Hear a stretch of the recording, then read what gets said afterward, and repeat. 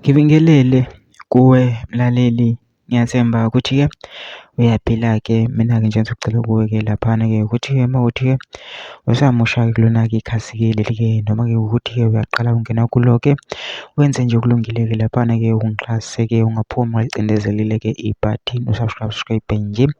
Akubizi imali, kumahhala nje ukusho nesenti-ke elimnyama-ke leli khona uzokwazi ukuthi uyibe sethubeni lokuthi-ke uthole nezinye-ke iy'ndaba-ke ezintsha engizobe ngiza nazo ngikufakela zona-ke kulona-ke ikhasi leli kusukela-ke manje-ke kuze ungaphuthi lezo y'ndawo njengamanje ukuthi-ke ungabe ucindezela-ke ibhathini u-subscribe njengamanje.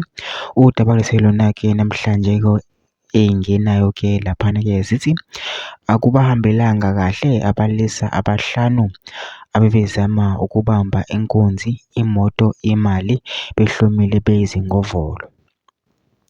Amaphoyisa namakhampani ama-security sebebambe iqulu lamadoda abehlome ezingovolo bezama ukubamba inkunzi imoto imali ngebhadi bahluleka. Kwabizwa amaphoyisa namakhampani ama-security babanjwa baboshwa. Abathathu ngabala e-South Africa kanti ababili ngabase-Botswana. Batholakale nenqwaba yezibhamu kanye neziqhumane.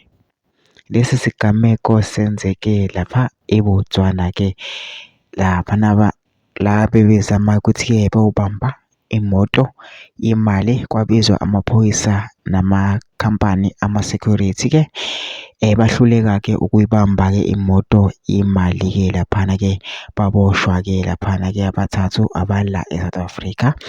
Abanye-ke abakhona-ke laphana-ke eBotswana. Bengizocela phela nama-comment section for sure uvule lakho ukuthi wena ucabangani ngalo-ke lelo daba-ke lolu bese wenza kulungile nje ungixhase ungaphumi ngalicindezelanga-ke ibhathini u-subscribe nje akubiza imali kumahhala nje ukusho nesenti-ke elimnyama-ke leli khona uzokwazi ukuthi uqhubeka uthole nezinye-ke iy'ndaba-ke ezintsha ngizobe ngiza nazo ngikufakela zona-ke kulona-ke ikhasi-ke leli kusukela-ke manje.